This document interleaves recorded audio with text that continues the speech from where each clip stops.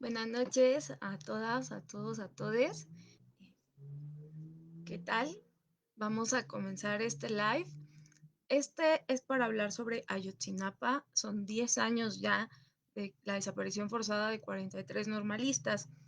En esta ocasión lo voy a hacer un tanto más informal porque si recuerdan o han visto otros live, normalmente lo estructuro para hacer como una ponencia, una presentación. Aquí, como es algo más una interpretación y el propio conocimiento que yo he tenido a lo largo de estos años de lucha, lo quiero dejar mucho a cómo se vaya, a cómo me vaya fluyendo un tanto. Y bueno, también quisiera que si tienen preguntas, si tienen así cualquier situación, que la pongan en el chat. Denme un segundito, como siempre, para cerrar algunas pestañas y vámonos. Bueno, pues vamos a arrancar. Son 10 años de la desaparición de 43 normalistas.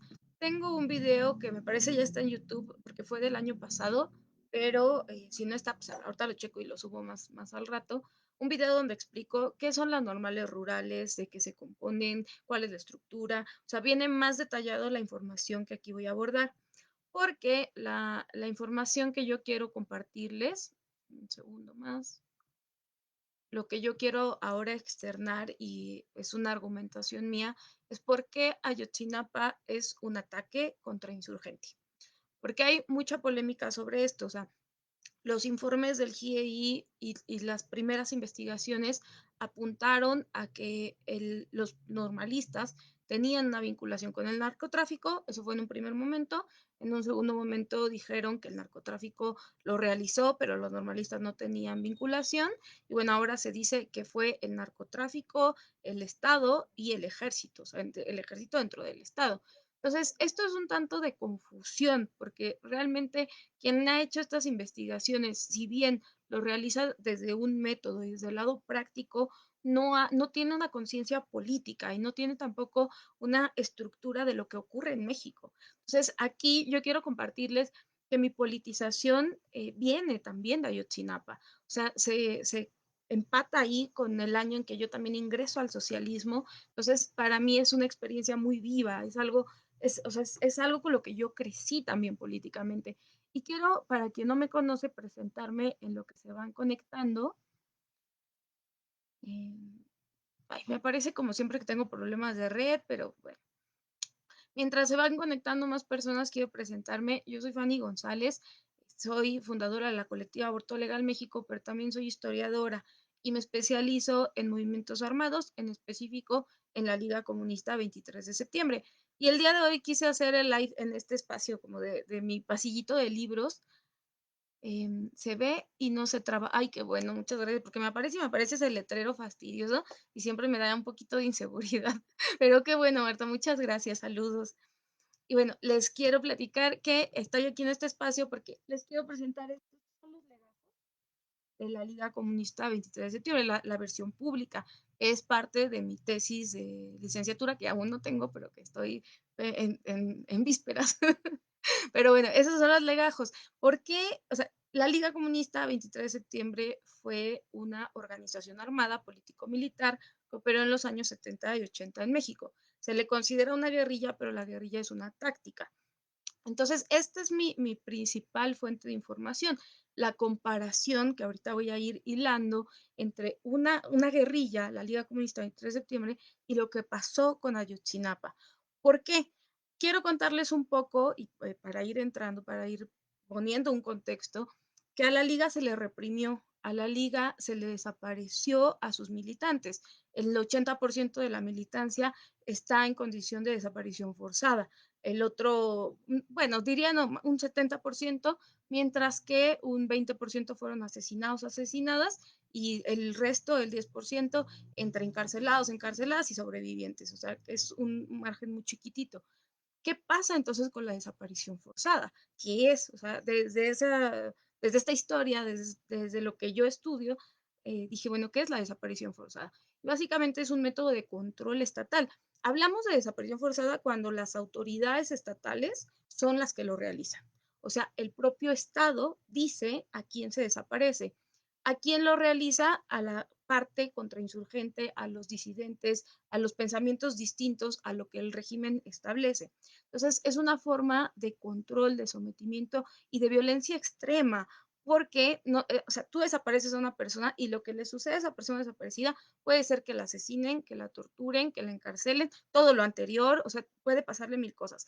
Pero al grupo político de apoyo, a la base de apoyo, le ocurre el miedo, el terror, el qué va a ocurrir. A la sociedad también le da ese miedo de qué va a pasar. El Estado está desapareciendo gente. Y con la desaparición siempre queda la incertidumbre de qué pasó, dónde está viva, está muerta, tiene frío, ya comió, ¿dónde está? Esa es la incógnita. Entonces, en Argentina hubo una dictadura con Videla en 1975, donde también se utilizó la desaparición forzada como un mecanismo de control a la población y, por supuesto, para dar el golpe de Estado también y hacer la dictadura. Entonces, allá hubo un proceso distinto porque los procesos civiles llevaron a la justicia militar a todas las personas que habían sido cómplices o partícipes de la desaparición forzada de la población. Aquí en México no hemos tenido eso. Entonces, ¿qué pasa? Que en Argentina, por ejemplo, sí se ha obtenido información de dónde quedaron algunas personas o bastantes personas o cuál era el mecanismo. Aquí en México, todo este periodo de la guerra sucia, les hablo de los años, se le conoce guerra sucia 60, 70, 80, no sabemos todavía qué pasó. O sea, apenas la Comisión de la Verdad hizo un informe donde se determinó que fue el Estado, que la guerra sucia fue una orden de Estado, pero no sabemos qué pasó con estas personas militantes. Entonces, esto es el contexto. O sea, de aquí voy a agarrar otros elementos para hacer la comparación, porque Ayotzinapa no es una guerrilla. Entonces, viene mucho la discusión de decir, ¿por qué llamarle un ataque contrainsurgente si no es una guerrilla? Aquí les va mi argumentación y esta es mi postura. Eh, Ayotzinapa, la normal de Ayotzinapa es parte de un conjunto de otras normales rurales. Vienen desde Lázaro Cárdenas, postrevolución, para que los estudiantes de campesinos, de personas indígenas, pudieran entrar a la educación superior. Es un lugar, o sea, todas las normales rurales tienen internado, tienen comedor y son bilingües, la mayoría son bilingües y se especializan en la educación indígena. Entonces pueden hablar náhuatl, maya, o sea, un montón de lenguas que se compatan ahí también con las normales rurales, por eso son normales rurales. Se especializan en las sierras, en los campos, etcétera. Y están especializadas o enfocadas a las personas que no podrían pagar otro tipo de estudios. Por eso se les da todas estas, pues, estos servicios, el comedor y también el internado propiamente, o sea, los dormitorios. ¿Qué pasa aquí?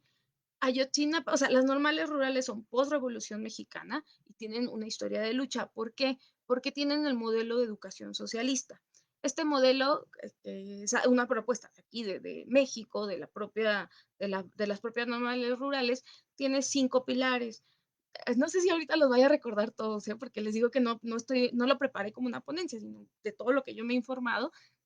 Pero es el ámbito educativo, el ámbito cultural, el ámbito político, el ámbito deportivo, y me parece que el último sería el ámbito social, porque además de que tienen la educación como estudiantes de educación superior, profesores, maestras, maestros, los internados pueden ser mixtos, pueden ser o por género, hombres y mujeres. Entonces, en el caso de Ayotzinapa es un internado varonil, por eso fueron 43 estudiantes hombres desaparecidos.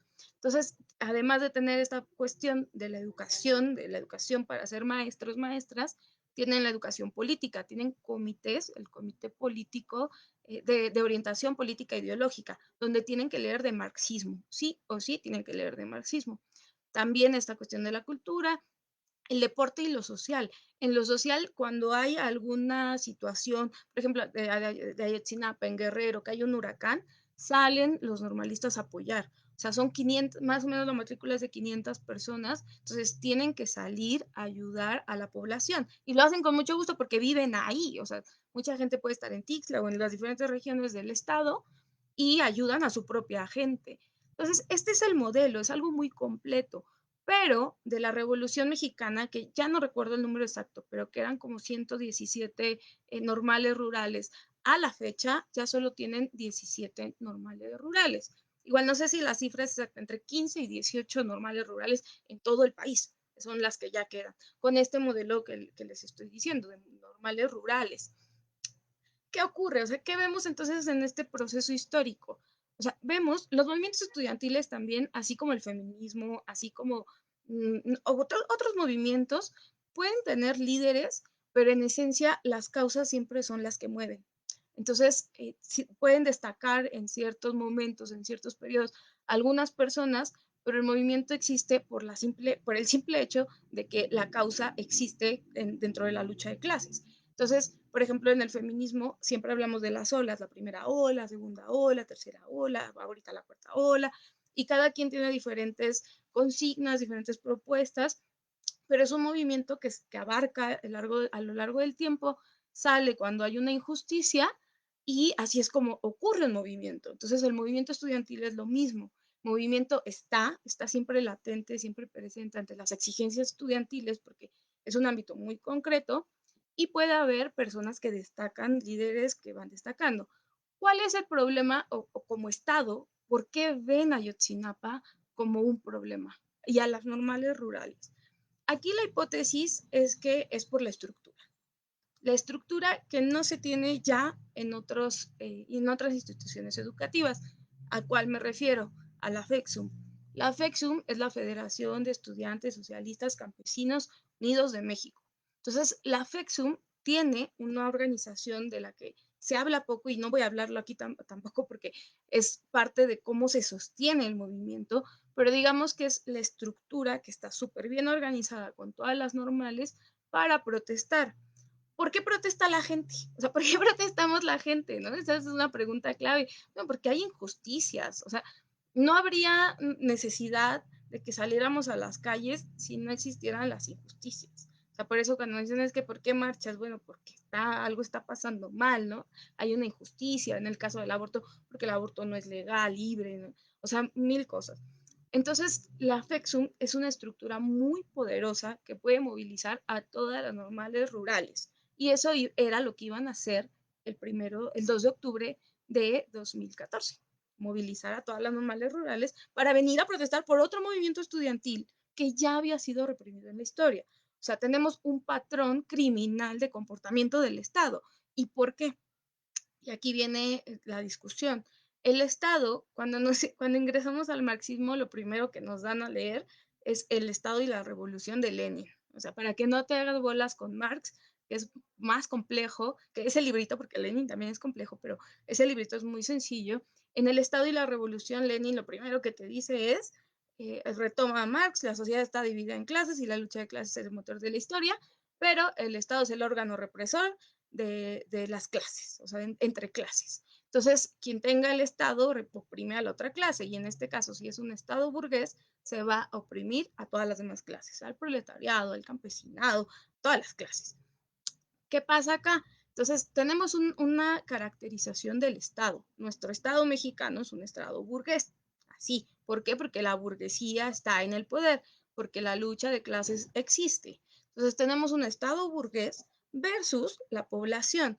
¿Qué ocurre con las normales rurales? Bueno, que en esta batalla, o sea, se dice, a mí me gusta mucho esta frase, que la guerra más larga es la guerra contra las mujeres, porque viene desde un montón de periodos históricos. O sea, el patriarcado existe desde antes que el capitalismo, desde antes que el feudalismo, y esto lo digo como un ejemplo para dimensionar que hay guerras muy prolongadas en una caracterización. Hoy vivimos en un estado burgués capitalista, por eso se une el patriarcado con la burguesía. Pero en este caso, con el movimiento estudiantil, lo vemos en una brecha de tiempo, o sea, en un periodo histórico. No solamente es la movilización que estaban haciendo en el 2014. Para abordar a Yotzinapa necesitamos abordarlo en un proceso histórico, en un proceso de lucha de 100 años. 100 años por el surgimiento de las normales rurales. ¿Quién va ganando? El Estado, por supuesto, porque si teníamos 117 normales en 1920, y ahora tenemos 17 en 2024, evidentemente se ha desaparecido un modelo de educación que es ventajoso para la población y eso ahorita lo podemos abordar. Entonces, ¿por qué es un ataque contra insurgentes? Me dicen, es que Ayotzinapa no es una guerrilla, Ayotzinapa no es un movimiento armado, los estudiantes no tenían armas. Sí, exactamente, no es una guerrilla y los estudiantes no tenían armas. El problema es la estructura. El problema para el Estado, ojo, porque para nosotros como proletariado, o sea, agradecidas estamos con que exista la FEXUM, porque movilizan como, ¿no? Pero bueno, el problema para el Estado es la estructura. Y el problema para el Estado, cuando hablamos de contrainsurgencia, y aquí quiero retomar el caso de la Liga Comunista 23 de septiembre, cuando hablamos de contrainsurgencia, tenemos que saber que esto viene, este concepto, esta dinámica, viene desde 1946, viene también de Estados Unidos, de la lucha contra el comunismo. Es un proceso donde ingresa la Guerra Fría, donde existe la Guerra Fría, y se proponen destruir a toda la oposición comunista. Ojo, a las comunistas se nos ha matado, o sea, tiene que ser considerado como genocidio, porque también por cuestiones políticas se nos asesina, pero ese es otro tema. La cosa es que la cuestión de la contrainsurgencia es un método, es algo que el Estado asume por su propio carácter de clase. No es que el Estado sea malo, no es que el Estado haya tenido una crisis, no, su carácter de clase le hace llevar en su esqueleto, en su estructura, un mecanismo de represión y un mecanismo de contrainsurgencia. Entonces, ¿por qué no fue su mapa? Y ahorita lo sigo, ¿no? Pero quiero continuar. Cuando viene la Guerra Fría y cuando viene después de las guerras mundiales, viene el comunismo, el supuesto comunismo, porque yo como trotskista, ya saben, tengo oposición a la Unión Soviética de Stalin, porque yo soy trotskista, tengo otra visión del mundo, pero viene esta idea de que el comunismo está avanzando, que es un virus, pero no es el comunismo, es que hay desigualdad en el mundo y las comunistas, las socialistas, siempre vamos a estar ahí, aunque asesinen a quien asesinen o hagan lo que hagan, vamos a existir porque la contradicción de clase te orilla a pensar el mundo de otra forma. A las personas críticas, por supuesto, si tú lo que quieres es mantener un estado burgués, te vas a quedar ahí. Entonces, ¿qué pasa ahora? Cuando Estados Unidos se propone la eliminación del comunismo para desarrollar y avanzar todavía con el capitalismo, porque el capitalismo ya tenía 400 años para esa época, eh, él le proponen renovar el capitalismo, hacer una nueva transición y deciden sacar una escuela de represión, porque el Estado siempre ha sido opresor y siempre ha sido represivo. Eso es un hecho. Pero aquí, de manera formal, se proponen hacer una escuela de represión, de contrainsurgencia, y aquí vamos a hablar de la Escuela de las Américas. ¿Qué es esto de la Escuela de las Américas? Pues básicamente es la gente de Estados Unidos entrenando a la gente de todo el mundo, pero en este caso a la gente de América Latina, los ejércitos de América Latina, para reprimir y contener subordinaciones, insurrecciones, opositores. Tienen manuales que liberaron en 1996 a través de las luchas que se dieron en propio Estados Unidos, o sea, los desclasificaron los manuales, pero son los manuales de tortura, son los manuales de asesinato, son manuales donde te explican qué hacer para no matar a la persona y que te pueda decir lo que tú quieres. ¿Por qué? Porque querían eliminar al comunismo. Entonces, en esta idea del comunismo, agarran a todas las personas por igual y te dicen, es que en ti, o sea, el tema del comunismo es la semilla de la radicalidad de la injusticia, porque si ustedes leen los manuales, porque están en internet ahora, los pueden consultar y son brutales, si ustedes ven los manuales, te dice, o sea, te categorizan, aquí no voy a decir la palabra porque tal vez Facebook me censure, pero sobre terror, te dicen, todo disidente es terrorista, todo disidente, todos son disidentes y son opositores al Estado. Y claro, aunque tú en tus demandas puedas considerarlas como reformistas o como liberales,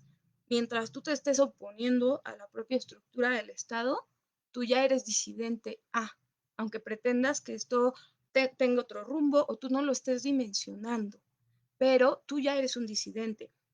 La peligrosidad la va a determinar la propia estructura y tu propio pliego petitorio, plan de lucha, cómo te has ido desarrollando. Entonces, en este caso, si tomamos en cuenta que Ayotzinapa en los años 60 fue la cuna del Partido de los Pobres, o sea, para quien no sepa un poco de historia, el Partido de los Pobres es la primera guerrilla más reprimida y con más desaparecidos en todo México y muy focalizada al área de Guerrero y un poco Oaxaca, pero al Partido de los Pobres, encabezados por Lucio Cabañas, que estudió en Ayotzinapa, o sea, es la guerrilla número uno en represión, en desaparición, en asesinatos de México. Luego viene la Liga Comunista del 3 de septiembre, pero el efecto fue nacional y tienen otras dinámicas, porque el Partido de los Pobres no sé si era comunista, pero era disidente. Entonces, en los manuales de la Escuela de las Américas te dicen eso no importa. Se digan o no se digan, al ser disidentes son la semilla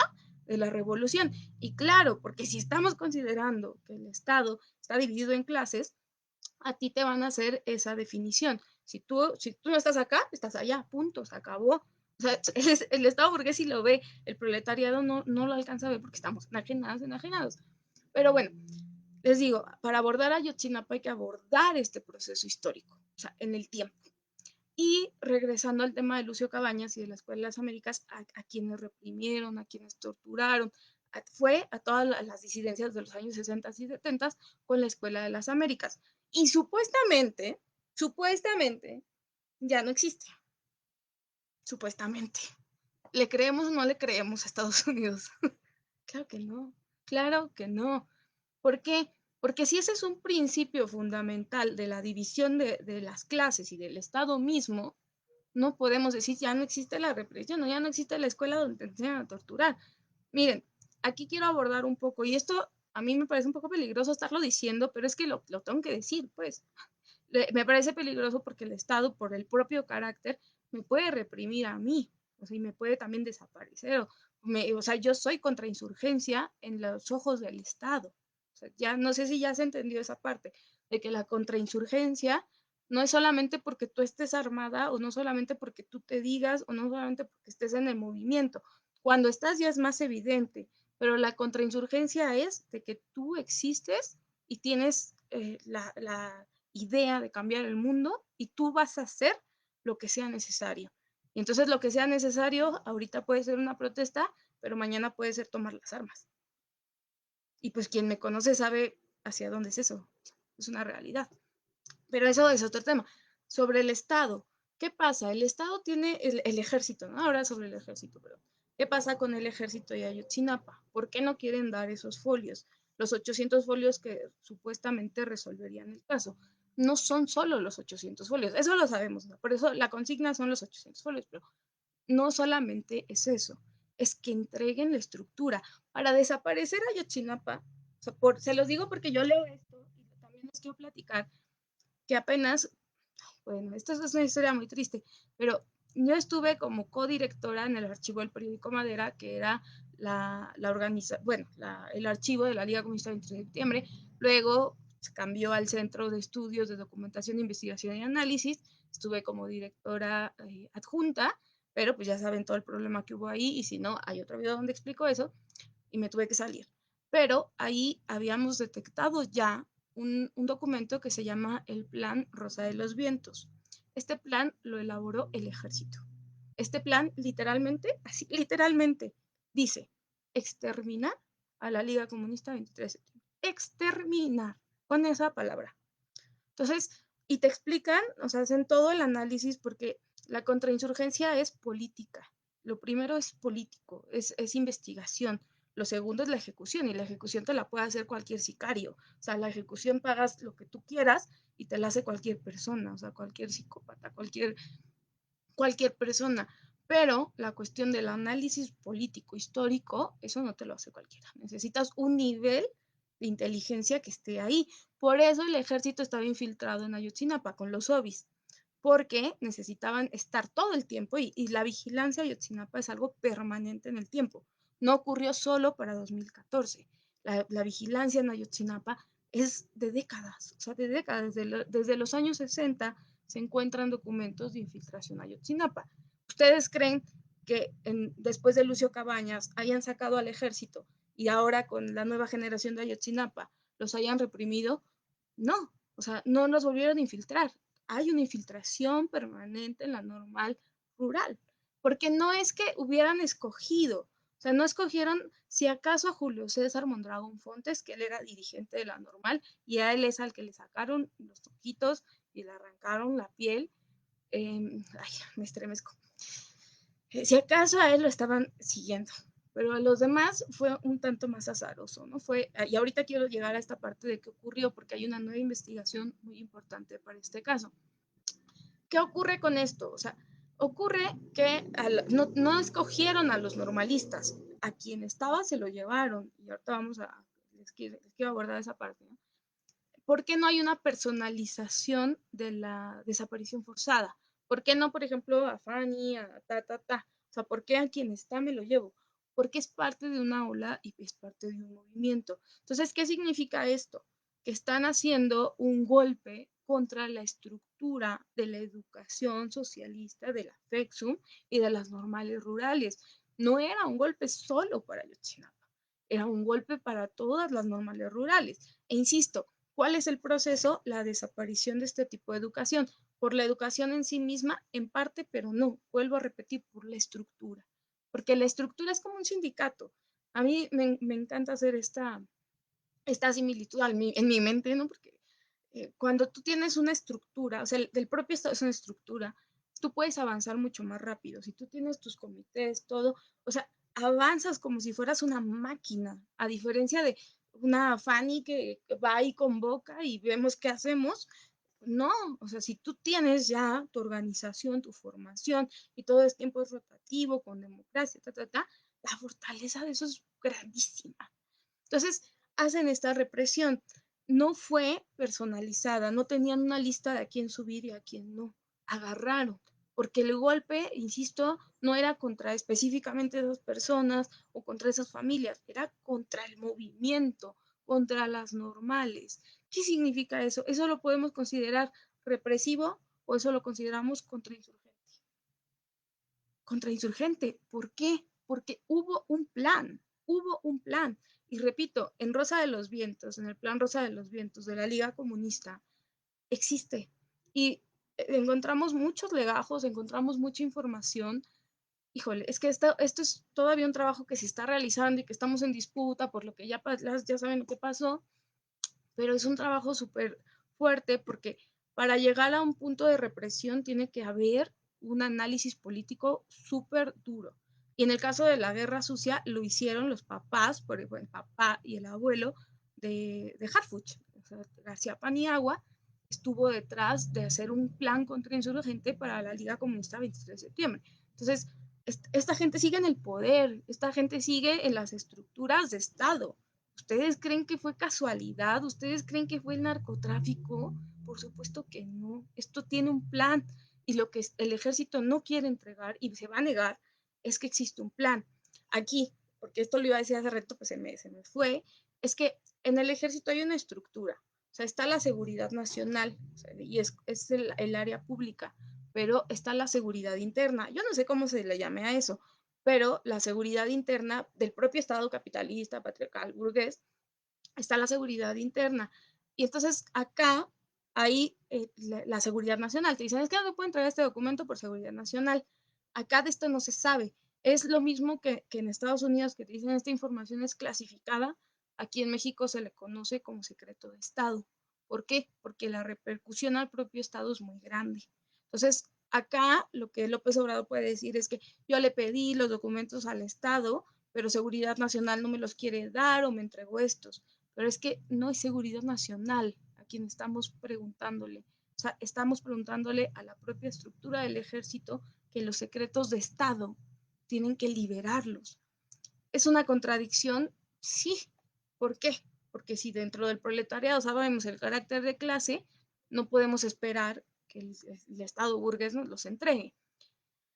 ¿Por qué confiar o no confiar? Yo no confié, eso no me hace mejor, peor persona. El tema es que la lucha se fue por esa ruta de estar pidiendo la solicitud, porque estábamos o no preparadas o preparados para hacer cosas como en Argentina, un cambio desde la toma del poder, un régimen civil, pues yo creo que casi estuvimos, pero no. Y este es otro contexto de 2014. Pero para ir cerrando, quiero contarles en esta última parte qué pasó, qué nueva investigación hay que nos dice qué pasó la noche del 26 de septiembre y la madrugada del 27 de septiembre. Y aquí quiero abordar este libro que ustedes vieron porque lo estaba compartiendo mucho en TikTok, o estuve compartiendo que que hice la maquetación de un libro, pero le dije es que no les puedo contar todavía de qué, porque apenas va a salir. Este libro es de un camarada que se llama Cuauhtémoc Ruiz, él es del Partido Obrero Socialista, la organización en la que yo estaba, que ya no estoy, pero tenemos, o sea, la afinidad de la causa nos lleva y la amistad también nos lleva a seguir trabajando en algunos puntos muy concretos. Entonces aquí le quiero platicar, ¿no? Me hizo mi dedicatoria de que gracias por ayudarme en esta investigación, tal. Y todo es relevante, pero lo que logra dar, o sea, la primera vez que se da con esta información de qué pasó con los estudiantes esa noche, lo consigue él estuvo en la Comisión de la Verdad de Oaxaca, yo estuve apoyando también en la investigación, no a nivel de estar ahí como asistente, ¿no? O sea, leyendo y haciéndole algunos comentarios desde la visión de la perspectiva histórica, pero ¿qué nos revela en este texto, en esta investigación científica, en esta investigación que no tengo pruebas, no tengo dudas, pero es científica, pues? ¿Qué pasó esa noche? Lo que Cuauhtémoc nos relata, lo que él aporta, es que aquí el problema sí fue el quinto autobús. Y que el Estado, el GIEI, las organizaciones han dicho que el quinto autobús tenía cocaína o heroína, el tráfico de heroína en específico, hacia Estados Unidos. Bueno, eso no pasó, porque esa es la versión que dio el Estado y que el propio GIEI dijo es que tampoco tiene consistencia, porque cuando nos entregaron el quinto autobús no era el mismo, o sea, el mismo que aparece en los videos no es el mismo que nos dieron. Y las capturas de pantalla que ahora sacó la COBAG, el peritaje no lo pasaron porque son fotos de las capturas, entonces no hay metadatos, ¿cómo vamos a tomar eso como una realidad? Y además no corresponde con la época del dispositivo, 2014. Entonces, hay muchas inconsistencias que en realidad, o sea, no es inconsistencias, o sea, es la nueva verdad histórica que López Obrador nos quiso armar al estilo Peña Nieto, que es una basura, o sea, ¿por qué? Porque siguen cubriendo. ¿Qué nos dice el texto de Cuauhtémoc? Que el quinto autobús es la clave. Él señala que fue un anzuelo, que todo esto que les platico, de que se tiene un plan contrainsurgente, de que para dar un golpe de ese calibre se planifica, él obtuvo la información de que sí, de que la represión de Ayotzinapa fue planificada. Y el ensayo para esta represión, esta represión a los normalistas, fue la Carretera del Sol en Guerrero, en Acapulco, en 2011. Esta represión llevó a que dos normalistas los mataron, o sea, la policía municipal los mató y quedaron ahí tirados en la carretera, pero midieron qué tanto podían hacer esto del asesinato en carretera o qué tanto podría convenir la desaparición. Y en este caso, para esta nueva represión planificada, o sea, esto no se les ocurrió, así no agarraron y no fue a Barca en su borrachera del viernes diciendo, me molestan mi fiesta, llévenselos. No, el ejército hizo un plan, diseño para desaparecer a los normalistas.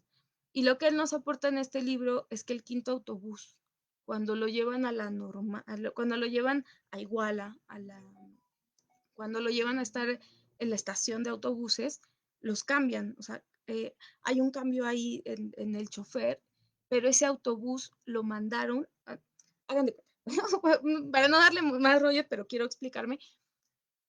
El Estado sabe que los normalistas toman autobuses para la marcha del 2 de octubre. Y si cada año lo hacen, después del 68, si cada año lo hacen, hay un patrón de repetición. El Estado sabe que los normalistas detienen al autobús, bajan a los pasajeros, se suben ellos y se llevan el autobús. ¿Qué hacen? Aparecen un autobús con un chofer que es militar. Los normalistas lo detienen sin saber que ese chofer y que ya estaba la estructura contrainsurgente, los iba a desaparecer. Suben los normalistas que toman el camión o que supuestamente están tomando el camión, pero el conductor ya se los lleva a los campos militares. Así, así. Cuando dicen es que se los llevaron y se los entregaron al narcotráfico, no, es que esa versión no tiene consistencia. Claro que el narcotráfico está vinculado con el ejército y lo sabemos desde la Guerra Sucia, porque la gente, Nazar Haro y la gente que estuvo en la Dirección Federal de Seguridad cuando desaparecieron la AFS, se volvieron narcotraficantes. Y esa historia pues, la pueden buscar en todos lados y se va a obtener. Pero aquí, en este caso, no fue el narcotráfico. Sí se apoyaron del narcotráfico, sí se apoyaron de las policías municipales, de las policías locales, pero el plan, el diseño de la desaparición fue del ejército. Del ejército y por supuesto del superior. O sea, ¿quién era en ese entonces el jefe máximo? Pues Peña Nieto. Peña Nieto lo aprobó.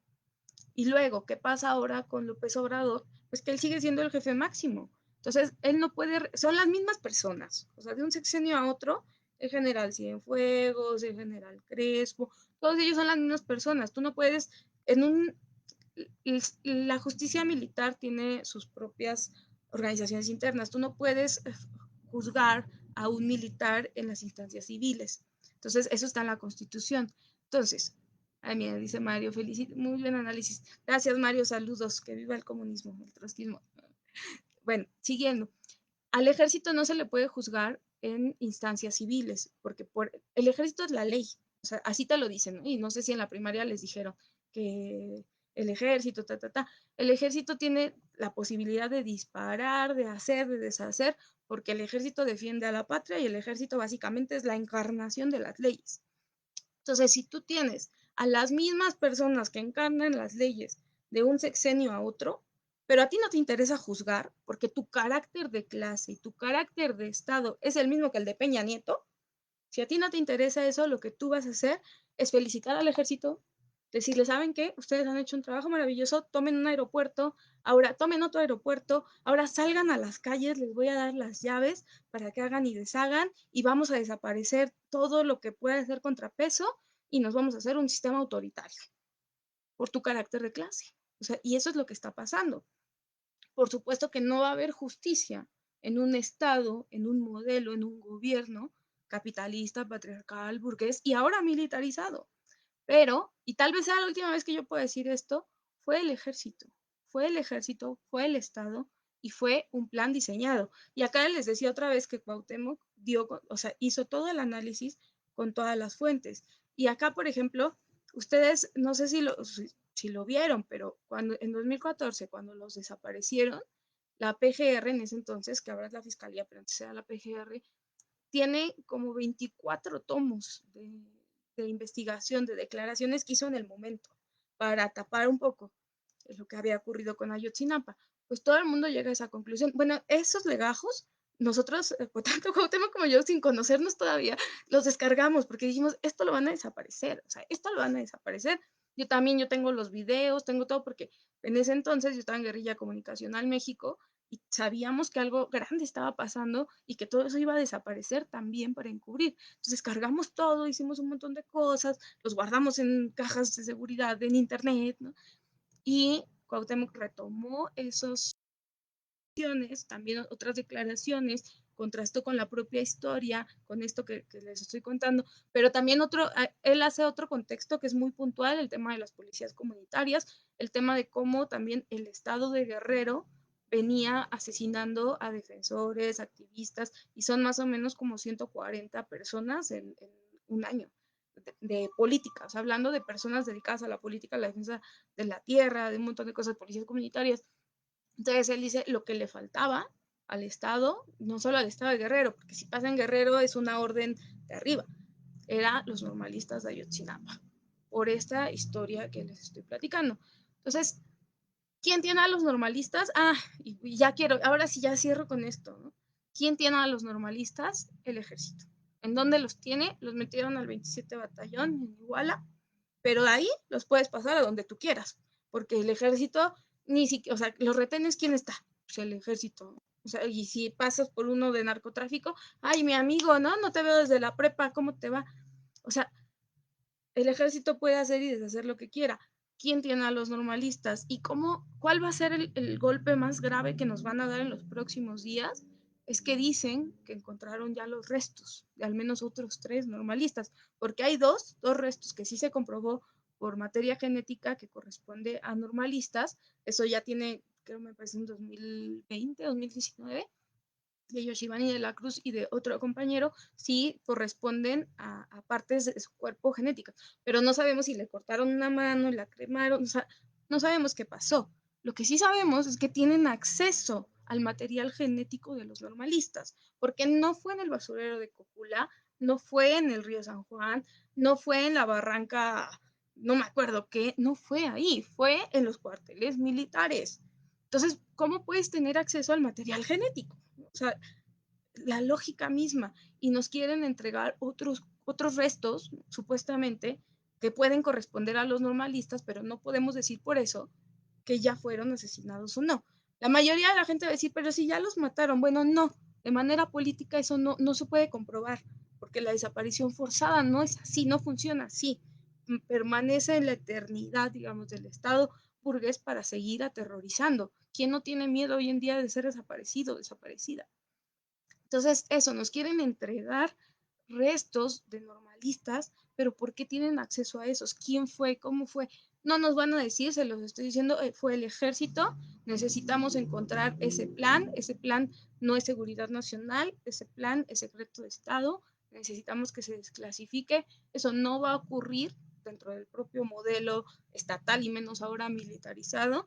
Tenemos que ver si la protesta aumenta, si nos vamos a instancias internacionales o si ambas. O sea, el plan de lucha tiene que ser otro. Los papás, las mamás, yo misma estamos muy desgastadas, pero no por eso ya se hizo justicia. O sea, yo me siento cansada, pero ya los encontramos, pues no, hay que volver a salir a las calles y hay que estar ahí. Se va López Obrador invicto.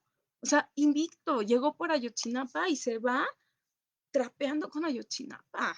Qué brutal. O sea, para mí es indignante, sumamente indignante. Entonces mañana todo el mundo, en todos los lugares del mundo hay que salir a las calles a decir fue el Estado, porque fue el Estado. Fue el Estado y presentación con vida de los normalistas. No basta con que nos entreguen los restos del ADN, necesitamos saber qué pasó y que realmente se juzgue a los responsables, porque imagínate, o sea, si el responsable está en el aeropuerto, si el responsable está haciendo rutinas afuera de mi casa, o sea, topan el nivel de peligrosidad y para eso acá les tengo otro. Este informe, lealo, está en línea, lo hizo el Centro PROD, el poder militar, gravísimo lo que está ocurriendo, o sea, no a mí, ¿no? Porque la verdad yo soy anti 4T, pero están haciendo de la militarización como si fuera, no sé, algo beneficioso para la población. No, el ejército no tiene que estar en las calles, no, el ejército no tiene que estar en las calles. Entonces, hasta aquí quiero dejar este live, espero que haya aportado algo también. Si este libro, el de La imbatible Ayotzinapa con la nueva investigación sobre el quinto autobús y otros datos sobre Guerrero, lo pueden conseguir con Cuauhtémoc Ruiz, les dejo aquí tantito escríbanle a su correo electrónico o a la página del Face del Partido Obrero Socialista. Yo no les hago promoción al partido porque ya saben que yo me salí, pero pues lo hicieron, o sea, la investigación es de Cuauhtémoc, pues. Entonces, hasta aquí lo dejo y cualquier cosa a mí escríbanme y mañana nos vemos. Mañana vamos a estar con todo y como siempre desde hace 10 años, con todo, porque esta lucha no para hasta que los localicemos. Bonita noche.